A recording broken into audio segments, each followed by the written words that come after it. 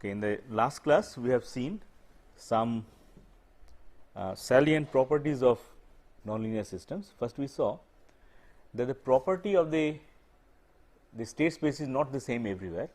There are some part of the state space in which one property pertains, another part of the state space another property. So, that is one very important feature of a nonlinear system, that it is not the same everywhere. We have seen that in the simple pendulum also there was one equilibrium point with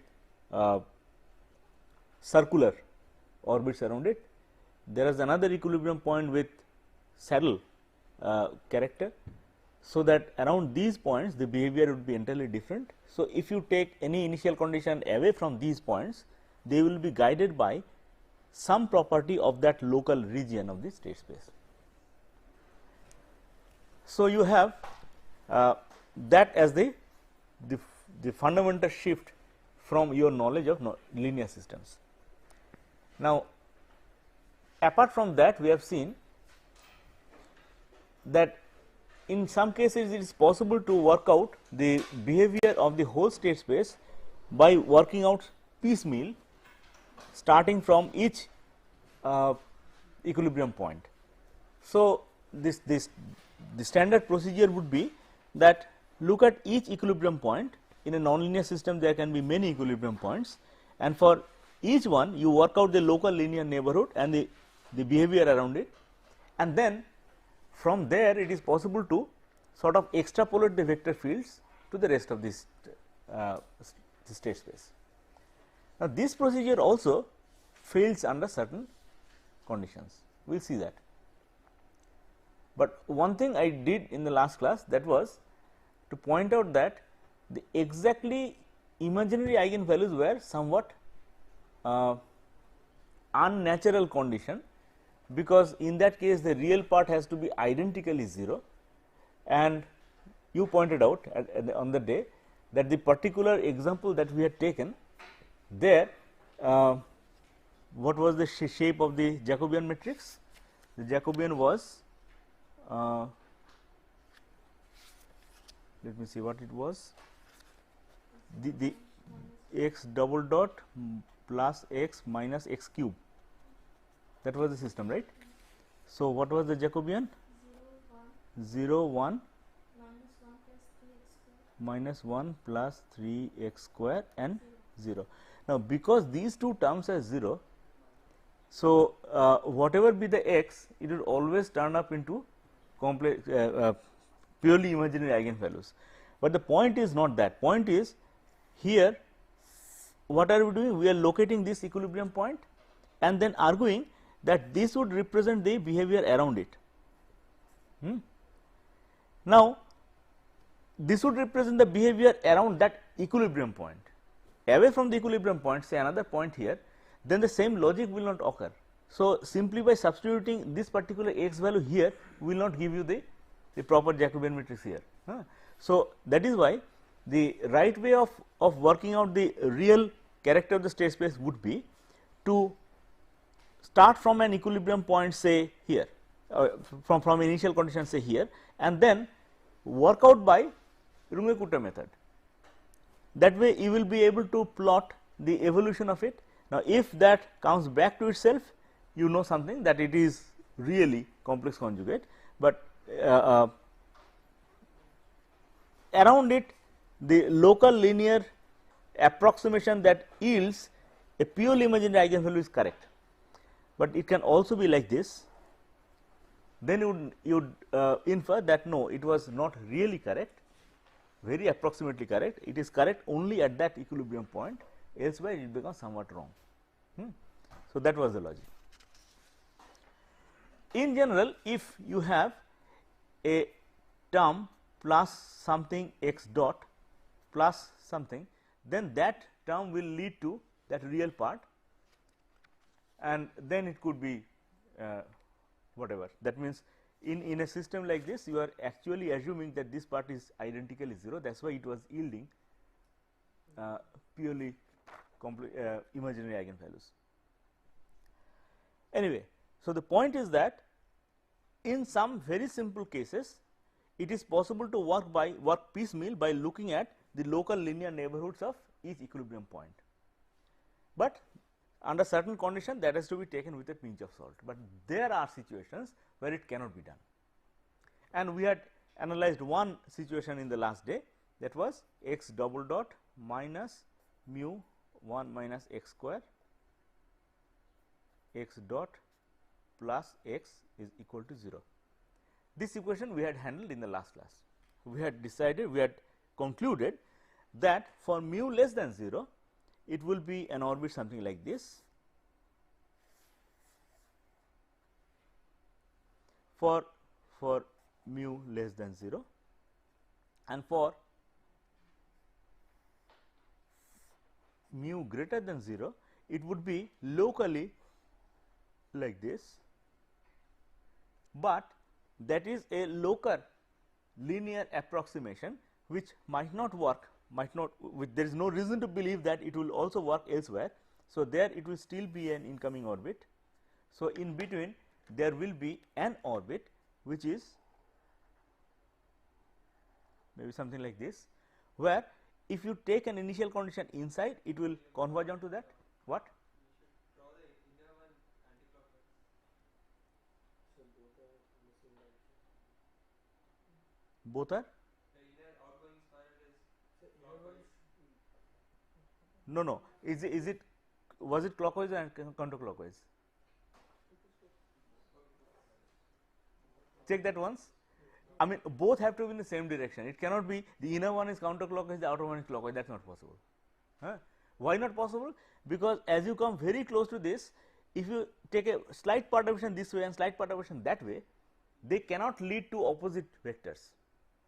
That is why they have to have the same kind of rotation. Fine. So, this is the example of a limit cycle.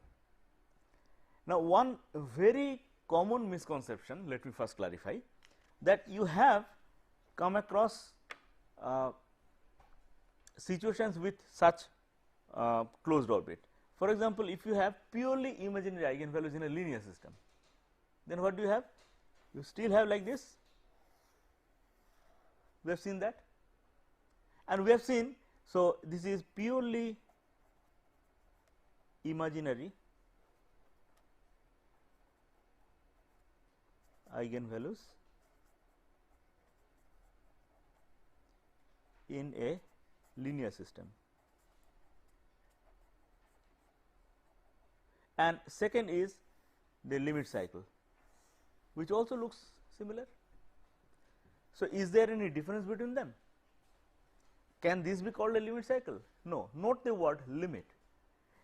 If you start with a different initial condition in a case with purely imaginary eigenvalues, say you start from here, it will go into another loop, a different loop, not the same loop. Start from another initial condition, it will go like this, a different loop, not the same loop. While in this case, if you start from another initial condition, it will converge onto that. Start from another initial condition, it will converge onto this. This is a fundamental distinction. That means, starting from different initial conditions, this one leads to different orbits, albeit with the same frequency that we have seen already, but here they all converge onto the same orbit. That is why this is not a limit cycle. So, this is not a limit cycle, this is the limit cycle. So, whenever you see a cyclic orbit, do not call it a limit cycle. One of the very common mistakes that students do. This is not a limit cycle, this is a limit cycle. Okay? Because in the limit it reaches this, while in the limit there is nothing that it converges on. So, that is one important property of a limit cycle. Secondly, you would notice that if you have an orbit like this, and if somehow it gets perturbed, then it comes back to this one. While if you have an orbit like this, somehow it perturbed, it goes into another orbit. So, it is in those respects different, and it is not difficult to realize that wherever we need some kind of a oscillatory motion in a physical system or an engineering system, we really have to do this. Why? because there are always some perturbations, there are always something to disturb a particular motion in nature or in engineering systems, and in all systems we would like it to be stable. Whatever we want to be a stable behavior, and you can see that this is a stable behavior. So, where do we need a oscillatory motion in engineering? Any oscillator? All the oscillators that you have heard of, you want that to oscillate with a definite frequency, with a definite amplitude, and that is possible only if you design something like this, not like that. So, none of the oscillators are really linear systems with purely imaginary eigenvalues. All oscillators that you have studied in, say, electronics, they are all harboring limit cycles. Now, with that knowledge, with that concept, you can go back to your books in electronics where you studied about oscillators, the simple oscillators that you probably studied. What are the oscillators you studied then? Huh? Okay, and Colpitts, Hartley, yes. So, all that you can revisit and try to find out where is the nonlinearity and how is that nonlinearity being productively used in order to create a limit cycle. And in nature also, wherever there is a necessity of a cyclic motion that is needed to be stable, you have limit cycles. A very common example is the human heart. So, a human heart's pounding, the motion is a oscillatory motion obviously, and that oscillatory motion obviously needs to be stable. Okay, imagine that your heart goes by this principle, what will happen? Suppose your heart is something with a linear system, purely imaginary eigenvalues. So, it will have the same kind of cyclic motion. So, what will happen? What is the problem? Yeah. Supposing there is a cracker bursting here, immediately it starts pounding faster, and for the rest of your life it goes on pounding faster. So, obviously, that is not allowed. Go for a jogging, you have got a greater heartbeat, and for the rest of life you are locked with it. So, that is obviously undesirable, and that does not happen. So, your heart is a limit cycle. Similarly, everything that you see around yourself, where there is some kind of a cyclic motion, that is always a limit cycle. I am not talking about this motion of the moon around the earth or something like that. These are not the cases I am talking about. I am talking about the naturally occurring rhythms, where you have a rhythm which in the biological world or in the natural world you find there is a rhythm, there it is must be this. Okay, so, we have understood that in a nonlinear system there can be a limit cycle. Notice that the limit cycle is not a local behavior, because locally it is just outgoing orbit. By starting the local area, you would conclude that it would be unstable, but it is not unstable, it is a global behavior. So, it is a global behavior of the whole of the state space, and that is why it cannot be studied in any means if you only concentrate on the local neighborhoods. So, these are some typical features of limit cycles. Now, if you have a limit cycle like this, what is this and what is that? What are the axes? The two states, say x and y. Now, you could also plot the x against time and y against time. What will you get? If you plot, say, an orbit like this, and if you plot x against time, so you will get what? No, it is not a sinusoidal motion. That is what I wanted to point out. It is not a sinusoidal motion, but a periodic motion. So, something like this maybe, but it is not exactly a sinusoid. Why? In order for it to be exactly sinusoid, you need really this. If you have a purely imaginary eigenvalues, then we have seen that yields sinusoid. So, if you do not have, then depending on the character of the state space, it will be not exactly a circle, bent here, bent there, pressed here, squeezed there, whatever it is, it will be some kind of a orbit, but not really a circle or ellipse exactly. So, if it is not, then it will not be purely a sinusoid, but it is a periodic waveform.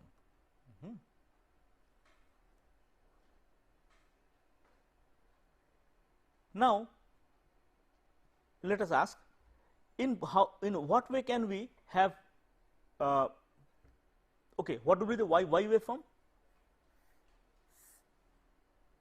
What will be the y waveform? Shifted in phase, but the waveform would look the same, right. So, it will be shifted in phase, but it will be more or less the same. Now, if I ask, is it possible to have something like this?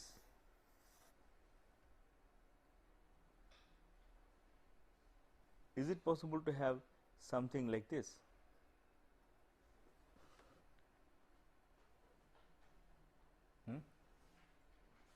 No, because what is this point? At this point, the orbit is intersecting itself, which means that if you exactly are here, then where is the vector? One thing says like this, another thing says like that. Obviously, it is not possible, because for every point the vector is unique.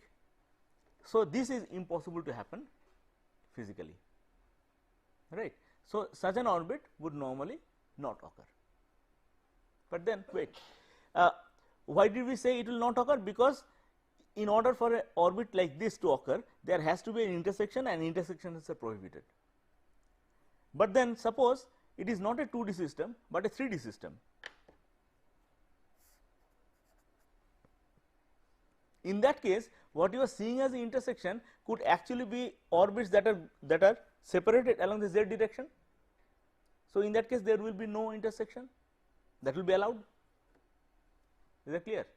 So, such an orbit will not be allowed in a 2-dimensional system, but such an orbit will be allowed in a 3-dimensional system.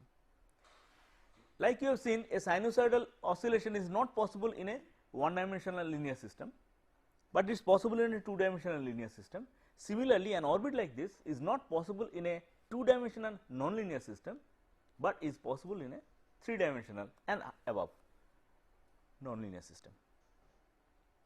If you have an orbit like this, these are actually real, they happen. Now, if you have an orbit like this, then what would be the evolution of the x coordinate against time look like, and the y coordinate against time look like? Say, if I am plotting here the y coordinate against time, say I start from here, after that it goes down, after that it goes down, and after that it goes up. So, after that it goes up, then it goes down further, then it goes down further, then it goes up to the same value,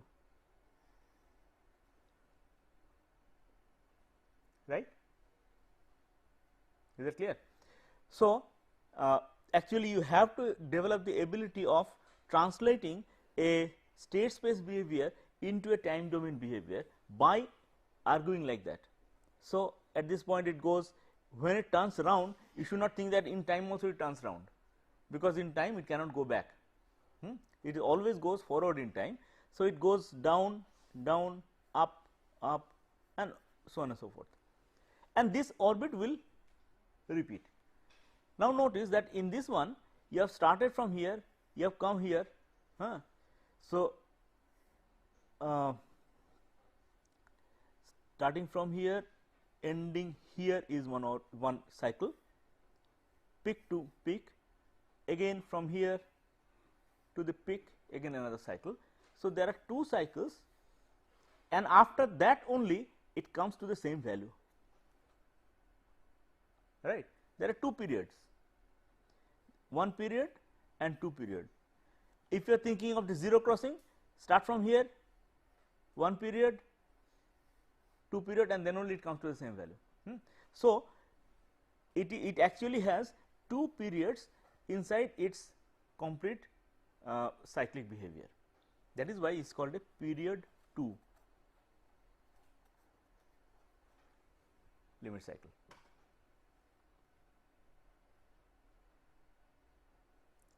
So, a period 2 behavior in general, if you want to see such a thing on the CRO screen, it would normally be something like this.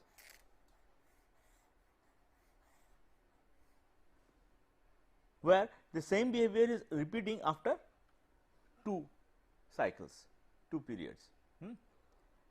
Now, the immediate conclusion about this is that such an waveform is not possible to see in a two dimensional system, right. That is what we have concluded from this. So, such a waveform you will never see in a two dimensional system, linear, nonlinear, whatever, it is not possible to see, theoretically impossible. So, if you have only two storage elements in a system, you know that in a when we talked about Born graphs, we learned that the number of storage elements would be equal to the number of state variables. So, if you have only two storage elements, you will never see something like this, clear. So, is the period 2 concept clear? That is what a period 2 is called. Now, if you can have an orbit like this, why not an orbit like this?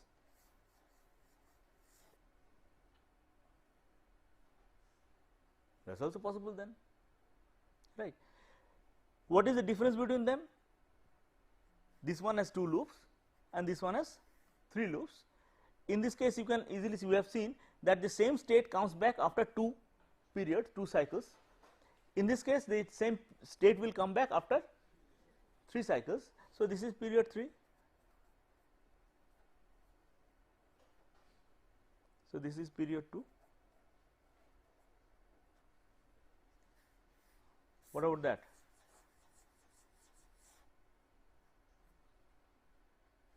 Possible? Well, at least you will not be able to argue that mathematically that it is not possible. And there is a nice saying that if something you cannot prove as not possible, it must be occurring in nature. So, this will also occur, such rather complicated orbits are also possible in nature. So, this would be 1, 2, 3, 4, 5. So, these are perfectly possible.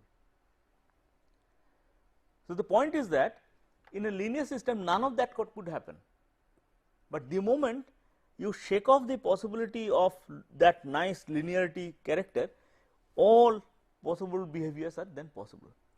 Now, notice that here we had initially started with a periodic orbit, period 1 orbit, first established that such a thing is possible, then this is period 1, then we said the period 2 is possible, then we said the period 3 is possible, and notice that all the time how are we computing this? Simply by starting from an initial condition and then going on by some kind of a numerical routine, and you have already learned the Runge-Kutta numerical routine. So, all these will have to be done that way, remember, it cannot be done by any of the linear means.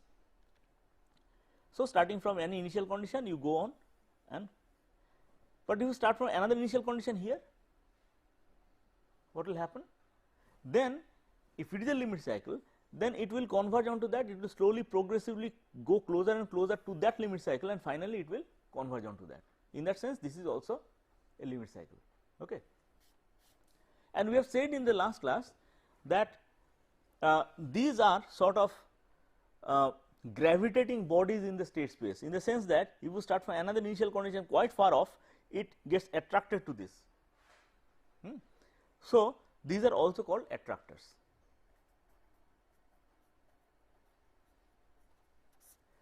So, you would see in books reference to say period 1 attractor, period 2 attractor, period 3 attractor, period 5 attractor, which means that these are attracting in the state space.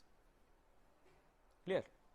So, but how can we we always share that if we start from a very distant point, then it will always get onto that orbit. It is quite likely that we may have another. Yes, I will come to that. What he is saying is that supposing in the state space there is somewhere an attractor like this, does it always mean that all the state space will be attracted to this one? There is no reason to believe that, because we have the first point that we noted in a nonlinear system was that the state space could have different behavior in the different parts. So, there is no reason to believe that there is from somewhere it will also converge onto that. It could be converging onto another, say, an equilibrium point here. So, from here it goes, but from here it goes, which means that there is one attractor which is attracting a part of the state space, there is another attractor which is attracting another part of the state space. It is possible in a nonlinear system. In that case, it is also possible that, not only possible, it must happen that there should be some kind of a dividing line, so that this side goes to this one and that side goes to this one, like your football fields, one hostel plays there, the other hostel plays there, in between there is a line. So, you cannot cross the line. So, you have, if you are in this side, you always go to this attractor, in this side this. So, then the region of the state space that is attracted to one attractor will be called the basin of attraction.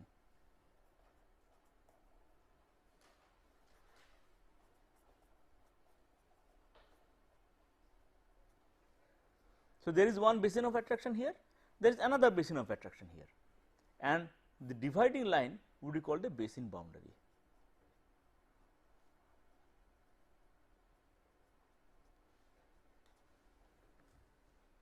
Do we have an upper limit which defines the number of basins of attractions that we can have in an n-dimensional system? No, his question is that how many such basins of attraction can there be? Is there an upper limit? No, there is no upper limit. There is no upper limit. In a nonlinear system, there could be very large number of such attractors which are existing at the same time, often called coexisting attractors. So, you have different attractors in different parts of the state space, and there is no upper limit, but one thing is sure, that the number of attractors are also related to the number of equilibrium points. For example, here there was an equilibrium point inside which had become stable, and so this fellow is now the attractor. Here is, I can see that if it is a point, then it is a point attractor, which means that it is also an equilibrium point. So, similarly, I am not going into the mathematical details of it, but at least it does sound intuitively possible that the number of attractors would be related to the number of equilibrium points. Okay. That is why it cannot really be infinity. No, it can be infinity. For example, the pendulum itself has infinite number of this. It could be, but it is definitely related to the number of equilibrium points. That is all. Such details I will come to a little later. But then, if you can have orbits like this, period 1, period 2, period 3, period 5, why not period 16, period 28, period 73, period 135, is there anything to stop it? No, at least not mathematically. So, if you extrapolate that argument, then you evidently reach the conclusion that there is no limit to the periodicity of an orbit. It could be a million, it could be infinity, right. Now, what is the meaning of a period infinity? It just means that it is an orbit that has no periodicity, it does not come back to itself, that is all. Yes, it is possible. It is possible to have an orbit that never comes back to itself, so that as it goes around, it always traverses a new path, and still it is bounded. That means you can have an oscillation like that. Let us understand that slowly by working with one example system. Let us take this system. It is called the Lorentz system.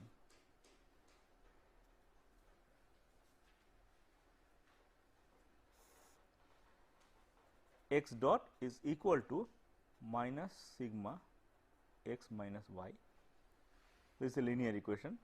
Y dot is equal to minus x z is the nonlinear term, plus some r x minus y, and z dot is equal to x y, this is another nonlinear term, minus b z.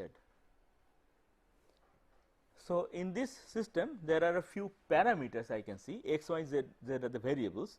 Parameters are I can see sigma is a parameter, I can see b is a parameter, I can see r is a parameter,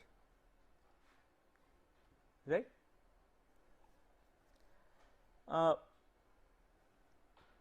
In such a system, obviously we will not be able to do the simulation by simply working analytically, but let us try as far as possible, as far as we can do. For that we need to assume some parameter value. So, let us say sigma is say 10, b say 8 by 3, and r okay, we will be able to arrive at some conclusions depending on that. Firstly, what are the equilibrium points of this? No, 0 0 0 is 1. If you set the left hand side to 0 and 0 0 0, yes, so it is an equilibrium point. So, equilibrium point would be 0 0 0. Anything else? There should be, because these terms are there. So, can you just work out what are the other equilibrium points?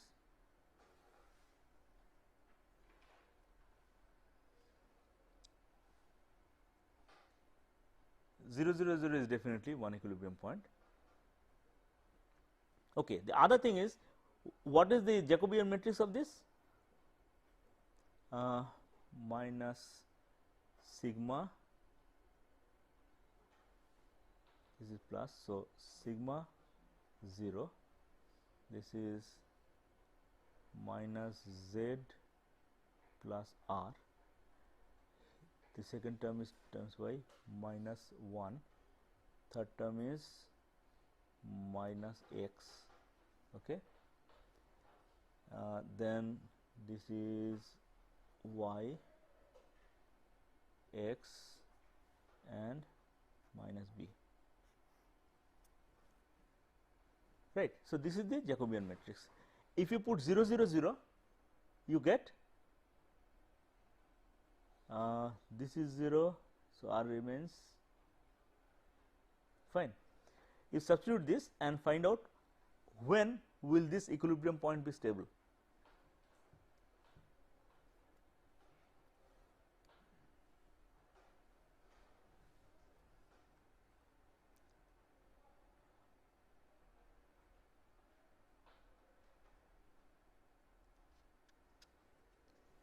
Firstly, what are the other equilibrium points? The other equilibrium, there are 3 equilibrium points. A is 0 0 0.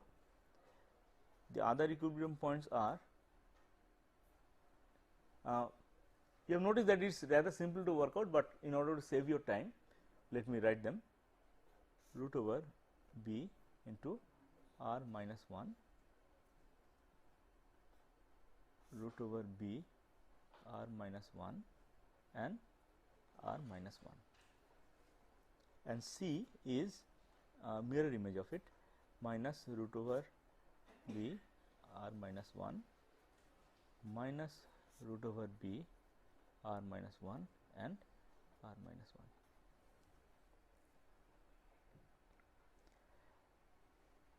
Now, this immediately tells that so long as r is less than 1, this term will become imaginary, and it is a real state space in which we are talking about the location of an equilibrium point, and that cannot be complex, that cannot be imaginary. So, whenever it yields imaginary numbers, it will only mean that the equilibrium point does not exist.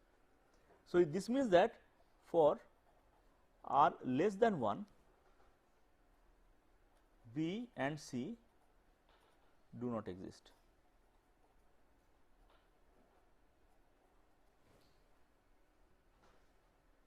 Okay.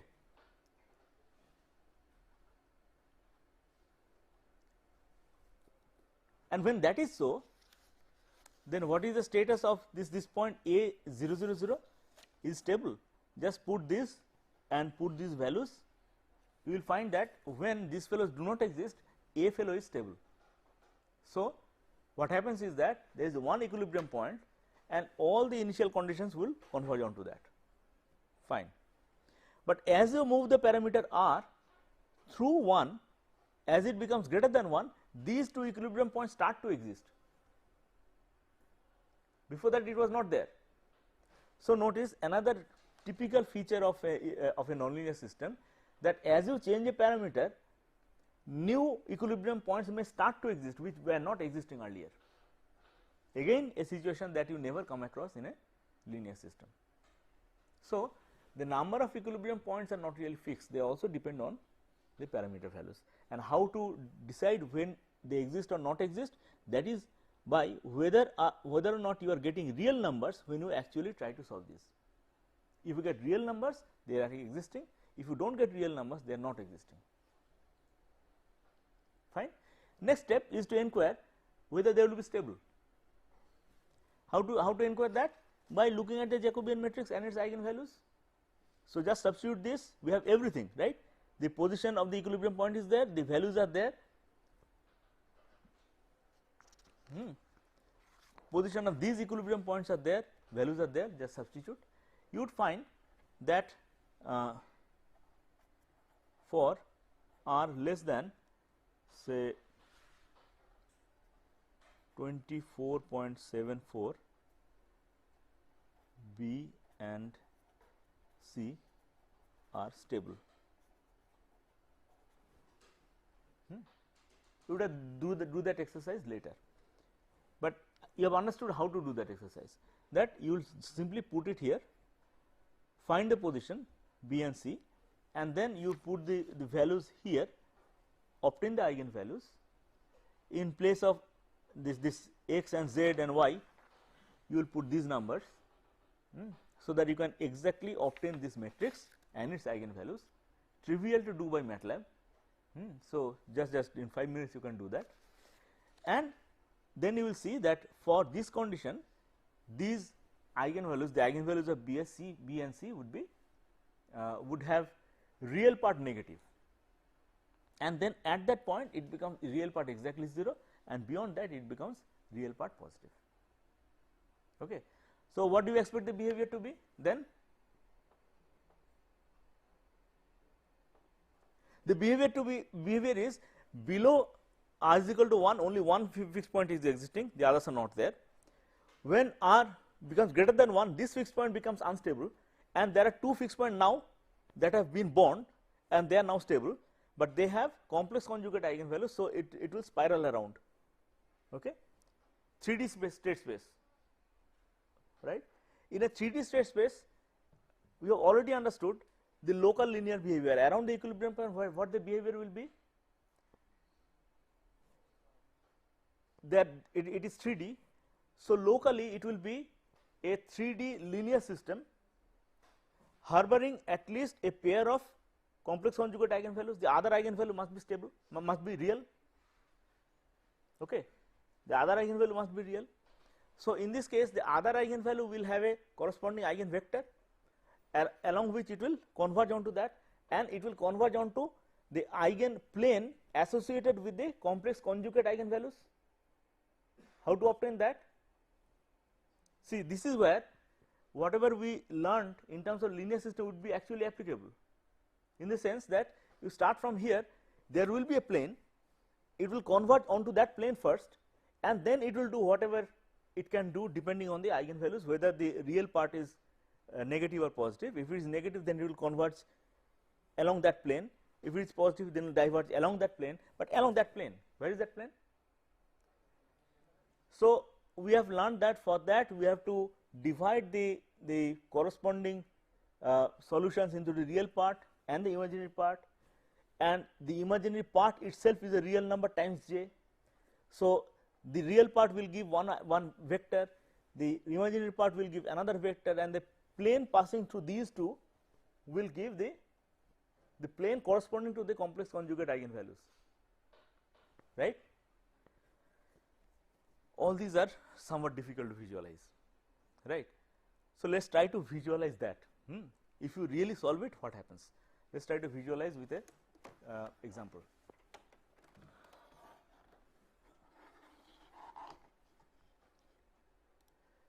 Well, so this is the equation for the Lorentz system that has been put in, and R I have set as 15, the rest of the things are as they are. So, start from here, see the evaluation. It first approached it rather fast. Why? Because its corresponding eigenvalue was very small, or negative large number, sorry, not small, a negative large number. So, it approached very fast, and then it was converging onto that equilibrium point. I can see it is here along a plane. Can you see the plane now? It always does so along a plane. But this is one of the equilibrium points. There must be another equilibrium point also. Okay. So, let us change the initial condition to, I will put a minus sign here, so that I can start from some part which is here. This is x equal to 0. So, this is x positive, I want to start from x negative somewhere here. So, I will just put a minus sign, and then I will see its behavior. No, it goes to the same one. Okay. Then let me change it further.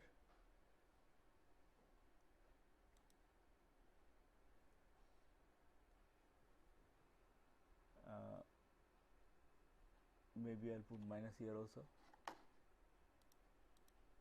Yeah.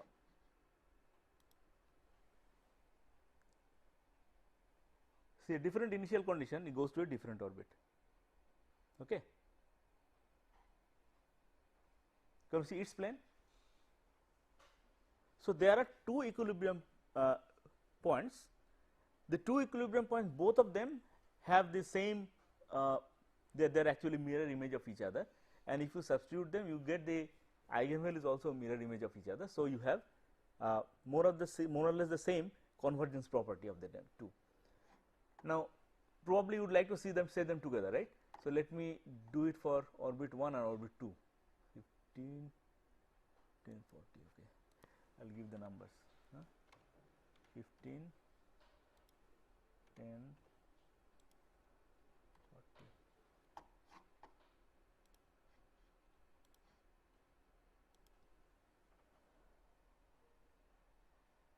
Happy? Starting from two initial conditions, it is going around and converging onto two different equilibrium points. That is one of the properties of a linear system. Now, tell me what will happen if I now progressively increase the R. If I progressively increase the R, what will happen is that if you see the, then you will see that so long as R is less than this, they are stable, which means the real part is negative, and then it goes through real part 0 into the positive side at this value. So, if I now go closer, for example, 22, what do you expect physically? What do you expect? The real part will be small, which means the decay rate will be small, which means that it will convert onto the equilibrium point, all right, but it will be very slow in doing so. Let us do that. That is what our theory would say. Let me say put 22 here and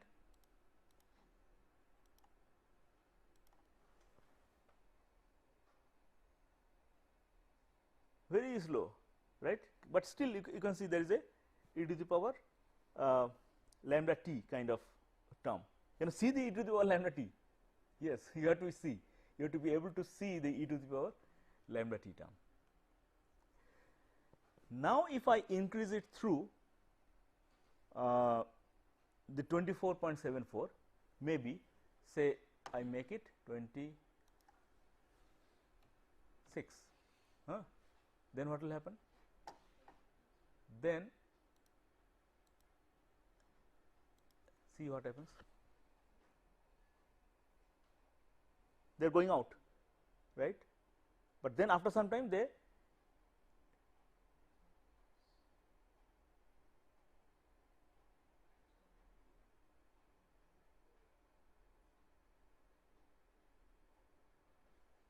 now what has happened? There are two planes corresponding to two different equilibrium points. Those two planes are not the same plane, so there should be intersection somewhere. Okay. And moreover, along one the rotation is clockwise, along the other the rotation is counterclockwise. See. Okay.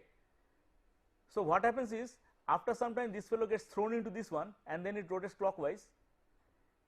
Here it is counterclockwise and here it is clockwise, and then after some time it gets thrown into the other one, so it cannot escape, it gets locked, but then both are unstable and so it goes on in that. So this is one way in which an orbit can be created, where you see it does not repeat the same state. If it repeated, then you would see in the same place it is going on and on and on. It is not that. And if I do it for a larger time, say I will make it 100 seconds, and I will make it larger. Yeah. Now if I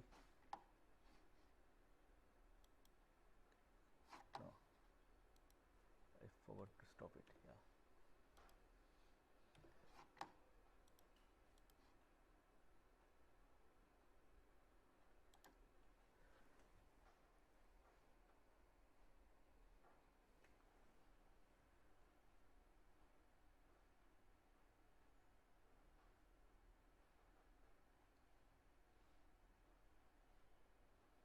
So this is an orbit in which nothing is really being repeated.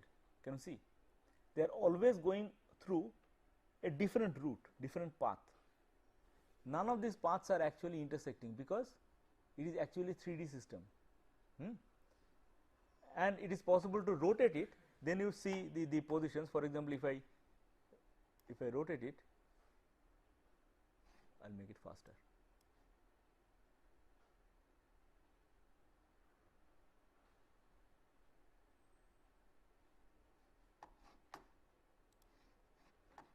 Now if I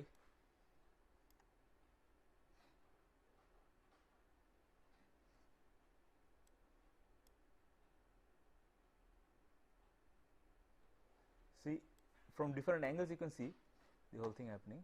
I will make it faster.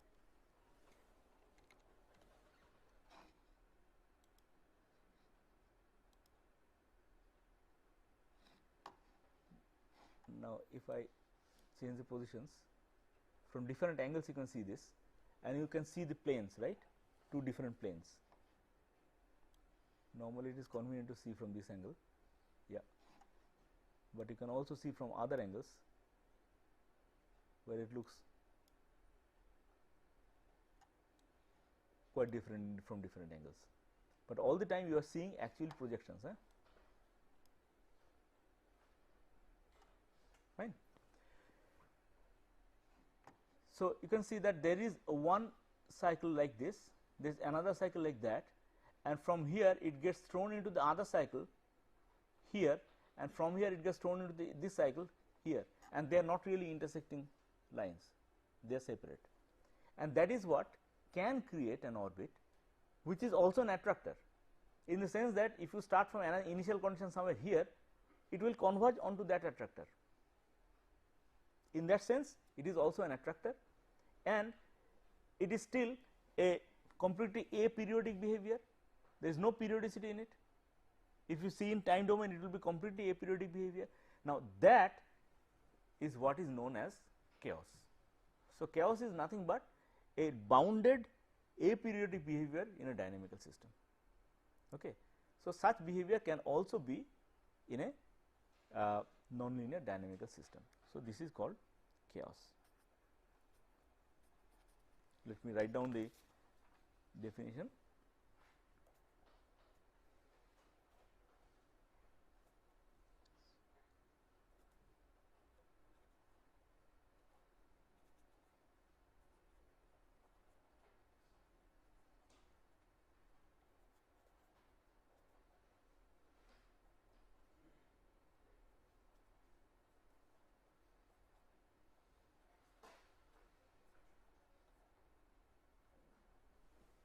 So, it is pretty simple really.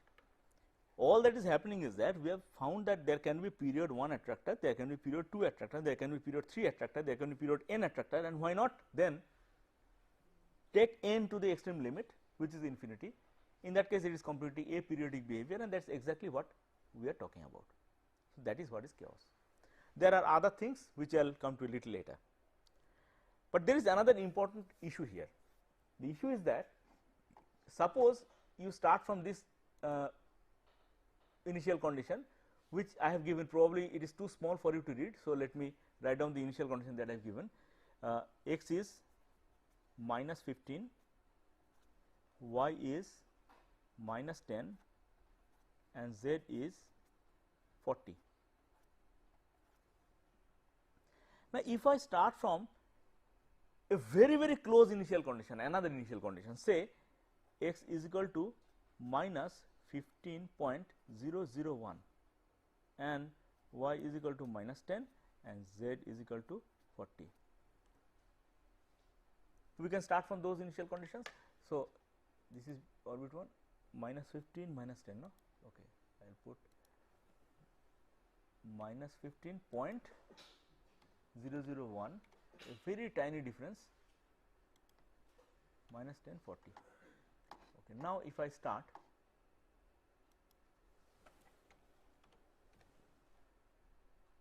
I will make it slow.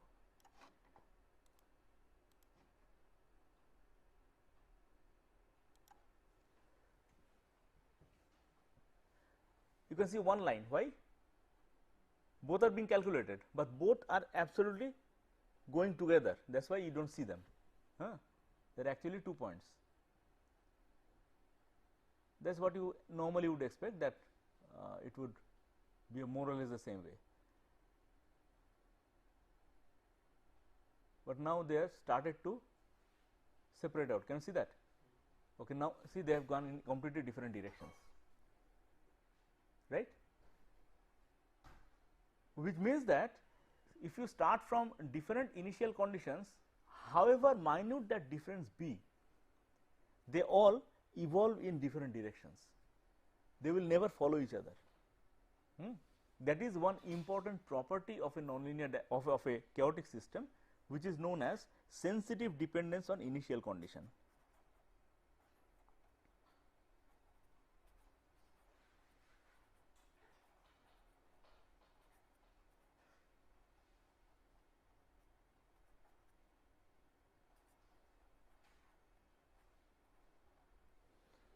Sensitive dependence on initial condition.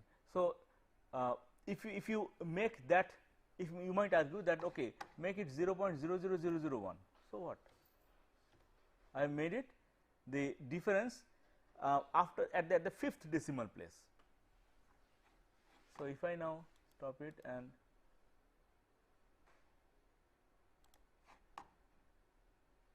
I will make it faster to avoid wasting time. It is still going together, still going together.